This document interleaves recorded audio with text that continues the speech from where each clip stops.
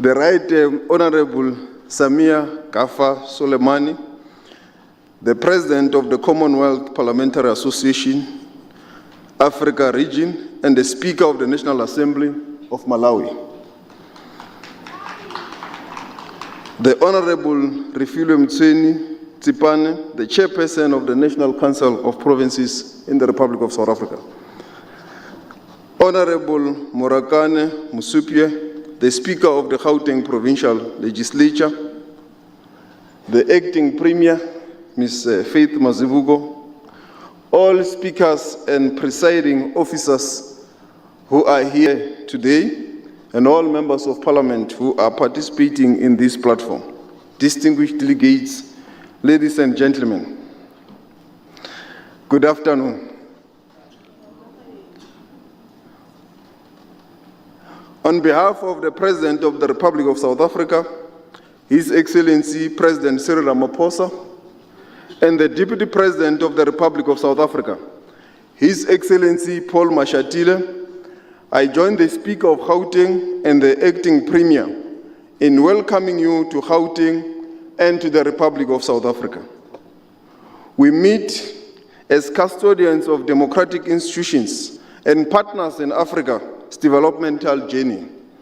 I welcome you to South Africa and to this conference on strengthening parliamentary democracy across our continent. Program Director, at the outset, let me observe that this conference of speakers and presiding officers on the Commonwealth Africa region takes place in a space, on a day and during a week that carry the weight of history and the agency of the present. Like the traditional African port, the moment we are in rests on three legs: the significance of the place in which we meet, the history carried this day, and the meaning of the week before us. Each leg offers a point of reflection for our deliberations in the coming days. The first leg is the significance of this place. As many of you will know, this venue was the first seat of multi-party negotiation process. It was here that a door was prized open to the new South Africa on which generations of activists at home and abroad had their sights set. Within these walls and along these corridors, certain enemies found common ground to reach an agreement for a democratic South Africa.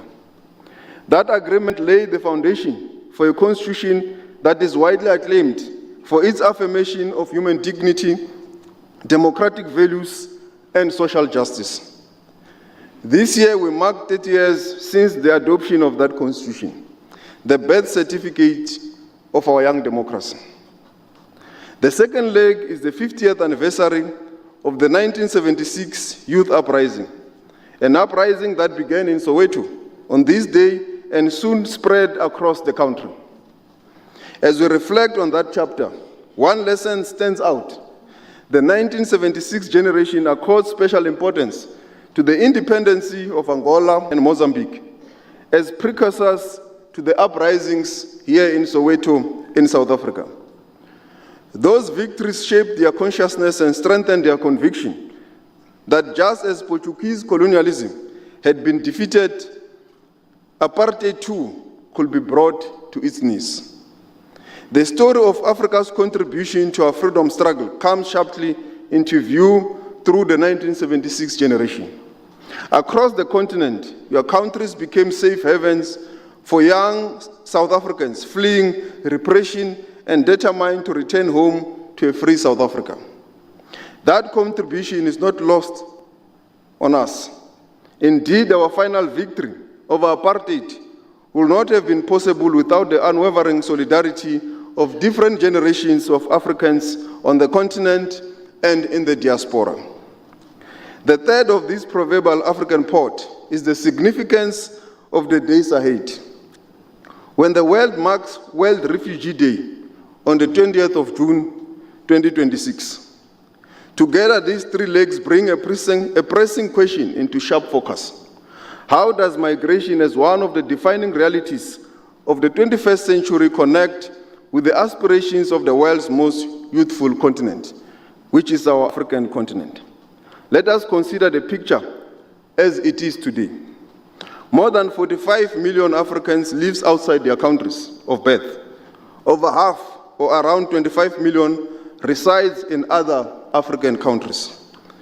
This challenges the image of Africa as a continent of mass exodus. In fact, most Africans who leave their countries remain on the continent. Migration also features increasingly in the plans of young Africans. A 2025 Afrobarometer survey across 38 countries found that nearly 6 in 10 people aged between 18 and 25 had considered leaving their countries in search for better prospects. Work and relief from economic hardships are the principal motivations. For many young Africans, migration is less of a free choice than a response to constrained prospects at home. In this search for better life prospects, South Africa emerges as a leading destination for migrants across the continent who come primarily from the southern countries, but also increasingly from the broader continent, Europe and Asia. Our own statistics, along with those of the International Organizations for Migration, estimate our migrant population to be in the range of between 3 to 4 million, or roughly 5 and 7% of our population. Crucially, as observed by the World Bank in 2019, international migration statistics seldom account for irregular and undocumented migrants. Indeed, all major migrants receiving countries, South Africa included, face challenges of irregular migration. Migration is therefore a global phenomenon. It's not uniquely South African. This movement coincides with the hardening of attitudes towards migrants and refugees across many parts of the world. The Ipsos Global Attitude Survey of more than 30,000 adults across 52 countries shows that while there remains strong support for offering refugee to people fleeing war and persecution, public attitudes towards refugees are hardening. Across Africa, only 28% of those surveyed by the Afrobarometer believes their government should admit refugees at current or higher levels.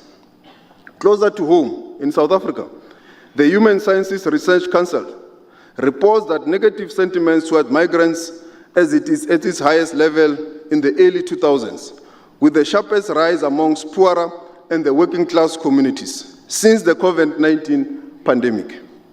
These findings should concern every parliament represented here in the House.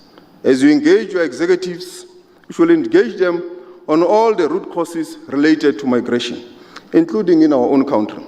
Across the world, regressive political movements are gaining support by mobilizing resentment against migrants and refugees. The politics of division, exclusion, and scapegoating is becoming increasingly common. But we should also be honest about what lies beneath these developments. For decades, our societies have experienced escalating conflicts, deindustrialization, weakening labor protections, and stagnant economics that have failed to positively change the fate of ordinary people. Pandemics and raging wars have only deepened many of these features. At the same time, global inequality is widening, with the top 10% owning roughly 75% of the global wealth, while the bottom 50% only merely a 2%. And while migrants did not create these problems, they have increasingly become the convenient targets for frustrations rooted in much deeper economic and social challenges, contestations for limited economic opportunities, jobs, and access to services like healthcare and education. So what you see today as the anti-foreign immigration protest in our country, it is informed by the above statistics. The contestation for the limited resources, particularly in the lower end of the working class of any society, including our own society. And let me state this unequivocally. There is no excuse for violence against foreign nationals in our society. Violence directed at migrants and refugees is a blight on our democracy and a betrayal of our constitutional promise of dignity, equality, and the fundamental human rights for all. The intimidation of migrants, looting of businesses, and destructions of property are reprehensible acts of vigilantism. They threaten our democracy and risk tearing apart our relationship with the continent and the world. These actions do not represent the positions of the South African government. The South African government calls for lawful and legal enforcement of migration laws or immigration laws. The responsibility for enforcing immigration laws rests with the state and the state alone. No grievance, however legitimate, gives any individual or organization the authority to demand an identity document, remove people from public facilities, or drive them from their homes and businesses. The state will act against those responsible and against those who exploit concerns about irregular migration to advance political, personal, and criminal agendas. The South African government, again, when the President addressed the nation, admits that we do have challenges in the enforcement of migration laws, sometimes also corruption within the system. But we remain committed to root them out, to deal with these challenges, so that only law enforcement should be responsible to enforce immigration laws. At the same time, we must also be candid about the complexity of our situation. Uncontrolled migration can be a source of instability. This is why it is vital that migration be managed in a lawful, orderly, and a human manner. The integrity of our borders is essential to the safety and the prosperity of all who call South Africa home. Government must plan for housing, healthcare, education, transport, and other public services. That becomes far more difficult when migration flows are poorly managed, because it leads to contestation in all the spaces of service delivery and access. The pressure is particularly acute in an economy that has grown slowly and failed to create enough jobs. Competition is felt mostly sharply in sectors marked by low wages, insecure employment, and poor working conditions. Our labor inspectors have exposed employers who exploit undocumented migrant workers, undermine labor standards, and pit workers against each other, South African workers and their own African brothers. We are determined to put an end to this practice. Employers who violate labor and immigration laws must face serious consequences. We are strengthening the capacity needed to enforce our laws by harmonizing our immigration frameworks and confronting corruption within the system. Yeah, that's what I'm thinking. The Commonwealth instruments should help us in dealing with these issues and how to ensure that migration is regular and support its role in the economy. There is no economy anywhere in the world that can grow without a well-managed migration system, because migrants do contribute positively into any economy with skills, shortage, and also in terms of exchange of information. In the same vein, we must separate facts from fake news as we deal with the protests in South Africa. We warn of the rapid spread of misinformation through social media and sometimes through official channels, not verifying information. During the current wave of violent anti-immigration protests, unfortunately, 2 Mozambican nationals were killed in Mosel Bay, and the South African government has condemned the incident with the strongest terms, and the police are investigating these cases with possible arrest soon. No other foreign national was killed, as it has been widely reported in many various platforms of social media and sometimes credible news outlets. I must again clarify, no Nigerian national, no Ghanaian national has been killed according to verified information of the South African Police Service. And I mention this advisedly because I also know that our offices have also been interacting with the offices of the High Commissioner of Nigeria, with the High Commissioner of Ghana, to verify this information. And to date, there has been no confirmation with our law enforcement agencies that these nationals have indeed been killed. The confirmation is the at least of the 2 Mozambican nationals, which is regrettable, and it is condemned by the South African government, and police are investigating with possible arrest. Again, no Ethiopian national has been killed. There has been reports that 5 Ethiopian nationals have also been killed during Facts are there and they are real, like the Mozambican nationals, like one Ghanaian national who was accosted by a violent protest looking for his ID and passport. Some of the protests have indeed turned violent, going into looting of shops and chasing foreign nationals. Those are factual. They must be condemned and we must deal with them. But where there is fake news, we must equally condemn it, deal with it, so that as we engage on reality and fact-based information. You will be here for the next 3 days or so, and I invite you to take the excursions opportunities that your host here, your gracious host, the Gauteng government, has arranged for you to visit some of our townships and residences. I've heard that some of you were at the Hector Peterson Memorial in the commemoration of our Youth Day. I'm encouraging that you go to many other townships and areas, and also engage with your nationals, some of them who are here from the African diaspora, to understand their experiences and hear how they live, and engage with the High Commissioner. And our offices will also be here to support if you pick up any concerns in your interactions and in your engagement. But we also want to urge you to also request them to live in accordance with the South African laws. If I'm in your country, if I'm in Nigeria, I live in accordance with the Nigerian laws. If I'm in Ghana, I live in accordance with the Ghanaian laws. If I'm in Mozambique, I live in accordance with the Mozambican laws. So we'll encourage that you do the same with your nationals here. When you visit them, interact with them.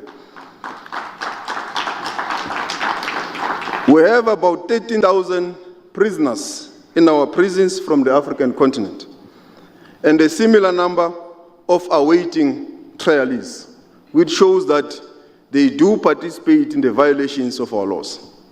But they are almost about 10% of our prison population, because our prison population is about 170,000, plus minus on an average. So they are somewhere between 10 and 20%. So you can see the numbers that we're dealing with. And unfortunately, they do ferment this perception that foreign nationals commit crime in our country. But as you look into it, you will see that also a majority of South Africans commit crime. As I've said, about 170,000 of them are in our prisons.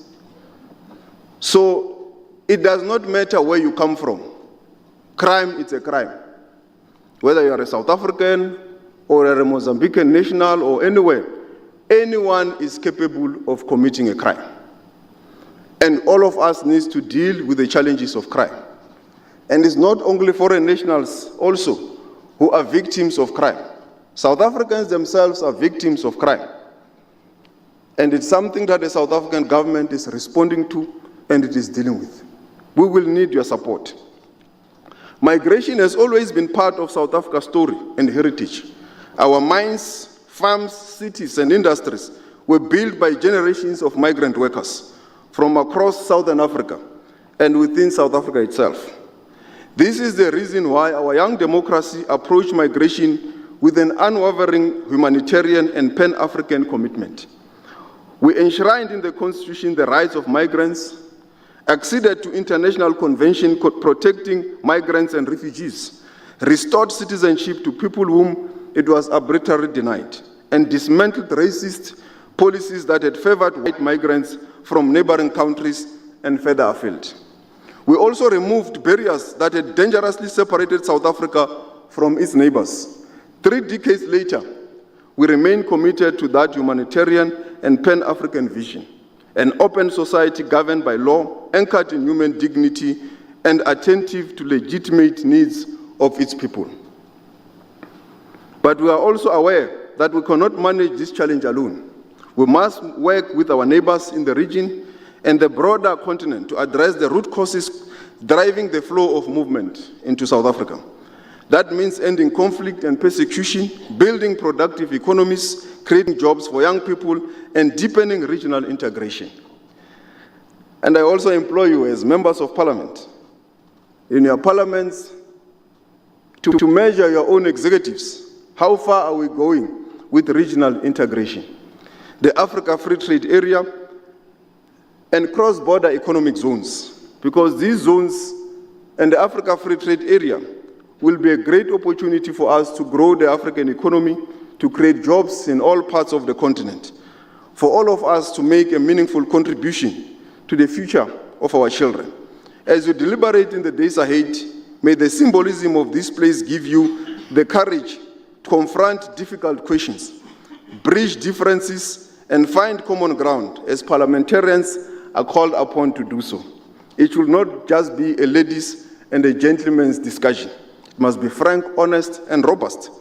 May the significance of this day remind us that young people of our youthful continent are growing impatient with democracies that do not deliver on socio-economic outcomes. They want better lives. They want decent work and real opportunities. They want to see African critical minerals being processed at source. And they want to be the drivers of innovation in artificial intelligence and the green economies, not just as consumers. We are the most youthful continent in the world. Therefore, it must be shown in the factory shops when we process our critical minerals. It is against this background that South Africa placed the issue of processing of critical minerals at source and beneficiation at the center of our G20 agenda.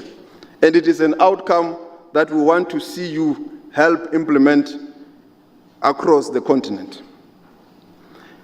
And as we approach the World Refugee Day, amid an atmosphere charged with fear and uncertainty, may we be reminded of the agency of addressing the political, economic, and social conditions that compel as many people to be on the move.